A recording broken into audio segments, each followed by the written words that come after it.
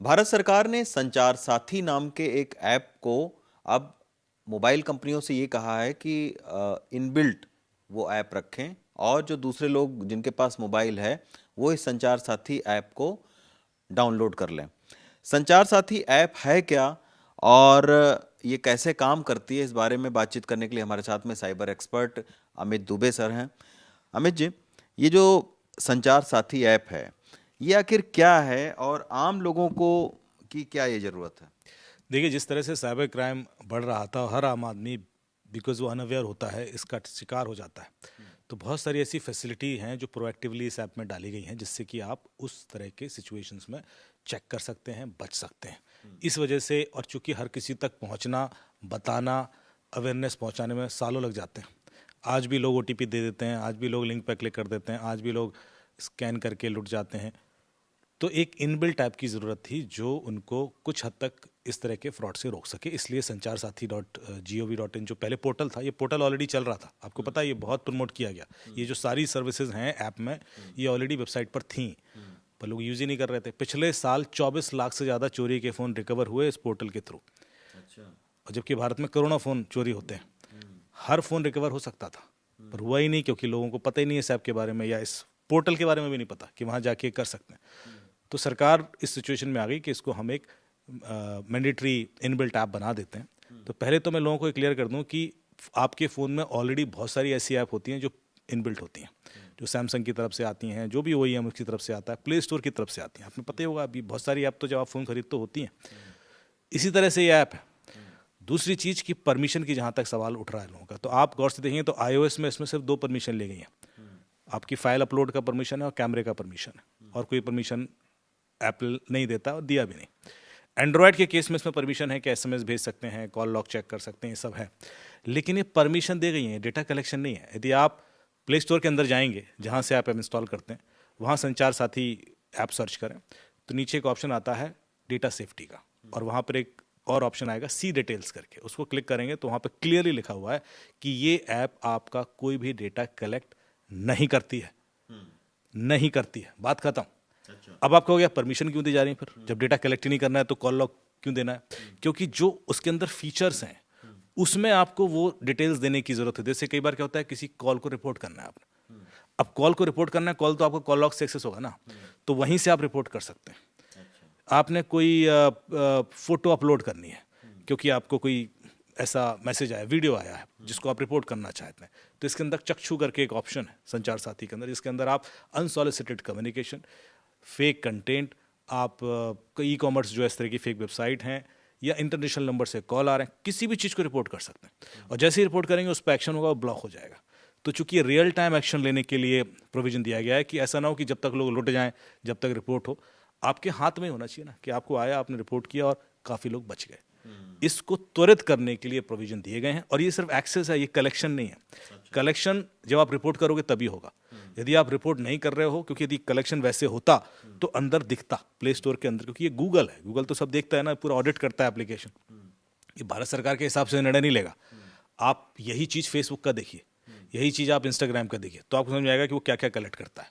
और एक बार वो जो देख लेंगे आप कि वो जो कलेक्ट करता है, उसके बाद आपको संचार साथी ऐप पर लगेगा ये तो साधु है, ये तो कुछ भी नहीं कर रहा। अच्छा, लेकिन सर बहुत सारे विपक्षी पार्टियां ये सवाल उठा रही हैं कि ये निजता के अधिकार का उल्लंघन है, इस तरीके से आप अनिवार्य नहीं बना सकते किसी ऐप को। तो जितनी ऐप बाकी फ़ोन में पड़ी हैं वो भी आपकी निजता के अधिकार का उल्लंघन है।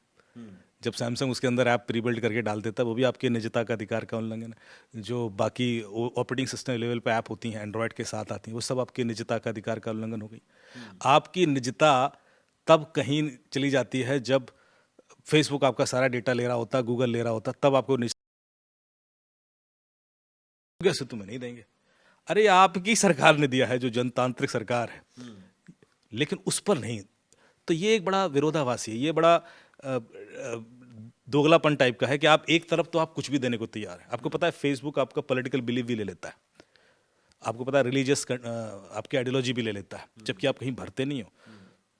तो फिर उधर तो आपने कभी कोई सवाल खड़े नहीं किया, और वहाँ तो आप प्रमोट कर रहे हो, वहीं पे आप वीडियो डाल रहे होगे, अभी फेसबुक पे डल रहे होंगे सारे वीडियोस इस चीज़ के, विरोधाभास भी हो रहा होगा, 50 लॉजिक भी ले आएंगे, टेक्निकली अंदर जाके नहीं देखेंगे, मैं तो आपको देख रहा हूँ, आप जाके देखिए, प्ले स्टोर पर जाइए, डेटा सेफ्टी के अंदर देख क्या लिखा है, उसमें लिखा है कि ये ऐप कुछ डेटा कलेक्ट नहीं करती।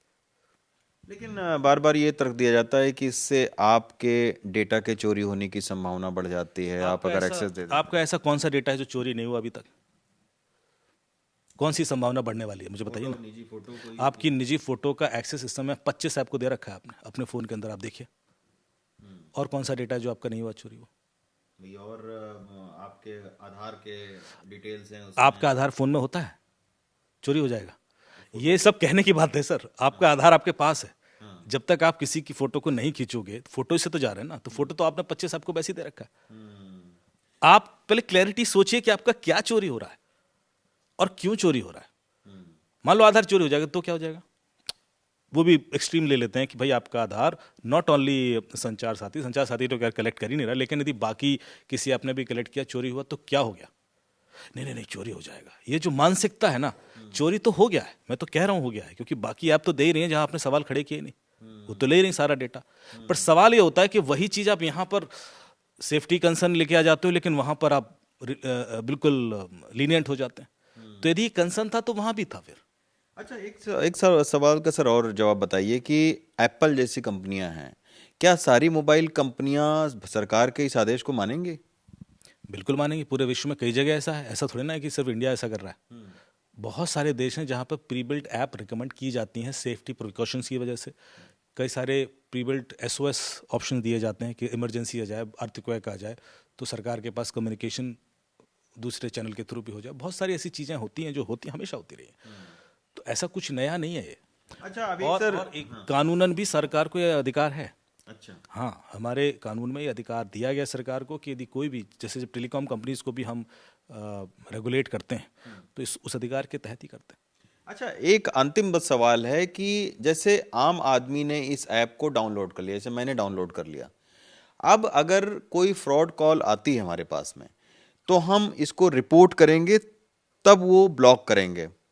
इसमें कोई ऐसा सिस्टम नहीं है सर कि अगर कोई फ्रॉड कॉल आ रही है तो ये सिस्टम हमें अलर्ट कर दे? ये दे देगा जब आप बहुत सारे लोग रिपोर्ट करना शुरू कर देंगे, जैसे ट्रू कॉलर कैसे करता है, ऐसे तो करता है। आप जब 25-50 लोगों ने रिपोर्ट कर दिया तो आपका अपने आप ब्लॉक होना शुरू हो जाएगा। वो तो ब्लॉक नंबर हो ही जाएगा ब्लॉक, तब तक तो वो नंबर ही ब्लॉक हो जाएगा, आपको कॉल ही नहीं आएगी। अच्छा, और अगर ये फोन गुम हो जाता है सर, तो क्या? बिल्कुल, इसमें ऑप्शन है lost in stolen mobile phone tracking का। उसके बाद आप किसी भी नेटवर्क में फ़ोन चलेगा ही नहीं, और जैसे ही चलेगा कोई सिम डालेगा तो तुरंत आपको दूसरे नंबर पर अलर्ट आ जाएगा लोकेशन के संग। ये अभी भी होता है। अच्छा, अभी भी आप संचार साथी पर ट्रैक कर सकते हो चोरी के फ़ोन। नहीं, लेकिन अगर इसी मोबाइल फोन में मेरा ऐप भी है और यही गायब हो जाता है, तो फिर कैसे ट्रैक होता? आप हमेशा एक दूसरा ईमेल या दूसरा नंबर ऑप्शनल देके चलते हो नॉर्मली, जहाँ पर आप या ऑनलाइन लॉगिन करके भी ले सकते हो, या आपको यदि प्री बिल्ट दे रखा है आपने तो वहाँ आ जाएगा, अलर्ट आ जाएगा कि आपका फ़ोन चोरी होने का, इस नए सिम इसमें यूज़ हुआ है या इस नए नेटवर्क में आया, ये लोकेशन ये आ जाता है। ये सर 5 इसमें विकल्प दिए हुए हैं कि ब्लॉक और लॉस्ट स्टोलन मोबाइल हैंडसेट। इसमें 5 मैं बताता हूँ क्या क्या। पहला, आपके आधार से लिंक कितने सिम कार्ड चल रहे हैं ये आप चेक कर सकते हैं, क्योंकि आपके आधार का मिसयूज़ होकर कोई सिम कार्ड इशू करा लेता है, फिर उससे फ्रॉड होता है, पुलिस आपको पकड़ती है। तो आप इस पर पहले ही आपको प्रोएक्टिवली देख सकते हो कि ये सिम कार्ड है, और यहीं से आप ब्लॉक भी कर सकते हो। यदि कोई भी सिम कार्ड आपको ऐसा लगता है जो आपने इशू नहीं कराया है और आपके नाम से चल रहा है, आपके पास पावर है, आप ब्लॉक कर दो उसको, यहीं से ब्लॉक हो जाएगा।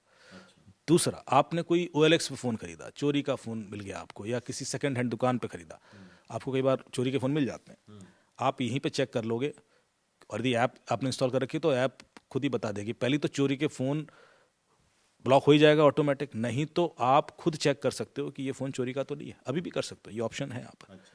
तीसरा है, आप को कोई इंटरनेशनल नंबर से परेशान कर रहा है, बहुत सारे ऐसे कॉल्स आते हैं, फिर आप कहते हैं कहाँ रिपोर्ट करें, तो ऑटोमेटिकली यहाँ रिपोर्टिंग का प्रोविजन है। फिर एक चक्षु करके एक ऑप्शन है, अनसॉलिसिटेड कम्युनिकेशन, चाहे वो व्हाट्सएप पे हो, ईमेल पर हो या SMS पर हो, आप उसको तुरंत रिपोर्ट कर सकते हैं। वो चैनल जहाँ से ये कम्युनिकेशन हो रहा है ब्लॉक हो जाएगा, वो कम्युनिकेट कर ही नहीं पाएगा, वो व्हाट्सएप नंबर ही ब्लॉक हो जाएगा। इस हद तक पावर दी गई है। और भी इसमें बहुत सारे 2-4 ऑप्शन है, लेकिन ये सारे इस वजह से ही हैं ताकि क्लीन अप होना शुरू हो जाए। इतना इम्पर्सोनेशन, आइडेंटिटी थेफ्ट हो रहा है इस वक्त में कि सरकार, जब आप कहते हैं ना कि वो तो बंदा कम्युनिकेट कर रहा है, अभी जाके पकड़ क्यों नहीं लेते, अभी मेरा पैसा गया है, जो अभी ऑनलाइन है, सर के पकड़ लीजिए। ठीक है, कैसे पकड़ें जरा सोचिए। हम जाते हैं उसका केवाईसी निकलवाते हैं सिम का, वो होता है वेस्ट बंगाल के किसी सब्जी वाले का नाम पे, उसको पता ही नहीं उसके नाम पे सिम चल रहा है, उसका बैंक अकाउंट खुल देखते हैं कि भाई पैसा कहाँ गया था, तो उड़ीसा के किसी किसान के नाम पे चल रहा है, वहाँ भी इंपर्सोनेशन। फिर उसका फ़ोन किसका था, बोले वो तो चोरी का था, वो भी उसका नहीं है। तो मिलता क्या हमें, लोकेशन। लोकेशन क्या होती है, गांव से 200 किलोमीटर दूर खेत में, वहाँ बैठा थोड़े रहेगा मेरे आने की तक वो, हम उसको पकड़ ही नहीं पाते। और मान लीजिए हमने उसको पकड़ भी लिया, 2-4 महीने ट्रैक करते रहे, जाके पकड़ लिया, तो उसके पास कोई सबूत नहीं होता है ये करने का कि इसी ने ये किया, क्योंकि ना तो उसके नाम पे सिम था, ना मोबाइल फ़ोन था, ना बैंक अकाउंट था, तो हम उसको जेल भेजें कैसे। तो ये दोनों चीज़ें जो आई हैं, पहला कि व्हाट्सएप पे हमने सिम ब्लॉकिंग की बात, लॉकिंग की बात की है कि आप इंपर्सनेट कर ही ना सको किसी को। जब तक अभी क्या होता है, सिम किसी का है, व्हाट्सएप कोई चला रहा है और वाईफाई पे चला रहा है, और वाईफाई भी बरिस्ता का यूज़ कर रहा था, कैसे पकड़ लो इसको। तो ये थे अमित दुबे जी जो बता रहे थे कि इस ऐप के क्या क्या फ़ायदे हैं। निश्चित तौर पर सरकार का यही दावा है कि इस ऐप के डाउनलोड करने के बाद में आप बहुत हद तक फ्रॉडलेंट कॉल से सुरक्षित हो जाएंगे। दिल्ली से संजय कौशिक के साथ रवीश रंजन शुक्ला, NDTV इंडिया।